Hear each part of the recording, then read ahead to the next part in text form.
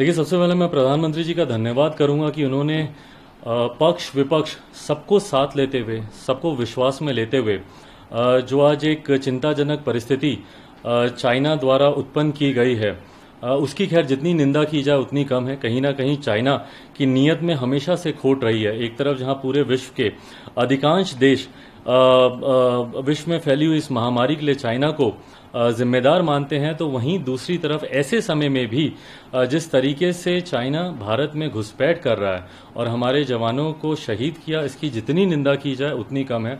आज इस all party meeting में मुझे खुशी है इस बात की कि तमाम दलों ने एक साथ एकजुट होकर प्रधानमंत्री जी द्वारा जो भी भविष्य में फैसला लिया जाएगा उसका समर्थन करने की उन्होंने बात की। मैंने भी अपनी पार्टी की तरफ से पूरी तरीके से प्रधानमंत्री जी को आश्वस्त कराया, हमारे रक्षा मंत्री जी को, हमारे गृह मंत्री जी को, हमारे विदेश मंत्री जी को इस बात का विश्वास दिलाया पार्टी की तरफ से कि लोक जनशक्ति पार्टी प्रधानमंत्री जो भी फैसला लेंगे, यकीनन भारत हमेशा से युद्ध में नहीं बल्कि बुद्ध में विश्वास रखता है। पर हकीकत यह भी है कि हमारे प्रधानमंत्री जी ने समय समय पर अपने आप को प्रूव भी किया। इससे पहले जब प्रधानमंत्री जी ने कहा था कि ये बलिदान व्यर्थ नहीं जाएगा पुलवामा की घटना के दौरान, तो उन्होंने अपनी बातों को सही ठहराया। इस बार भी मुझे विश्वास है कि भले हम लोग युद्ध में विश्वास नहीं रखते, पर जब जब किसी ने भी भारत माता की तरफ आंख उठाकर देखने का प्रयास किया है तो उसे उसी की भाषा में उचित जवाब भी हमारे प्रधानमंत्री जी ने दिया। बट बहरहाल उचित समय पर जो भी उचित फैसला हमारे प्रधानमंत्री लेंगे, लोक जनशक्ति पार्टी पूरी मजबूती से प्रधानमंत्री जी के उस फैसले के साथ खड़ी रहेगी।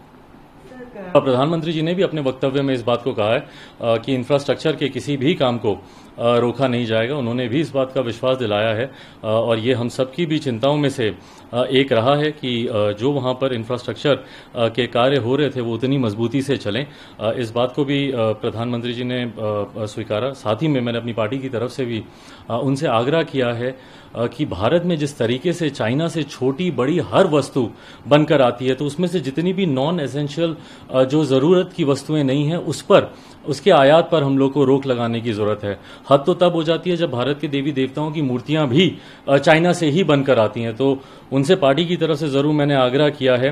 वित्त मंत्री जी भी वहाँ पर मौजूद थी, विदेश मंत्री जी भी वहाँ पर मौजूद थे। मैंने आग्रह किया है कि जो भी बिजनेस पॉलिसीज़ हैं दोनों देशों के बीच में या विदेश नीति हैं दोनों देशों के बीच में, उसमें जो भी सुधार करने की ज़रूरत है उसमें सुधार कर इनके आयात पर हम लोग को रोक लगाने की ज़रूरत है। इससे ना सिर्फ आत्मनिर्भर भारत का जो हम लोग का सपना है उसको बल मिलेगा, बल्कि कहीं ना कहीं चाइना की आर्थिक तौर पर भी चाइना को इससे चोट पहुंचेगी। और मुझे पूरी उम्मीद है कि आने वाले समय में तमाम इस तरीके के मजबूत फैसले हमारे प्रधानमंत्री जी लेंगे और लोक जनशक्ति पार्टी पूरी मजबूती से उनके हर फैसले के साथ है।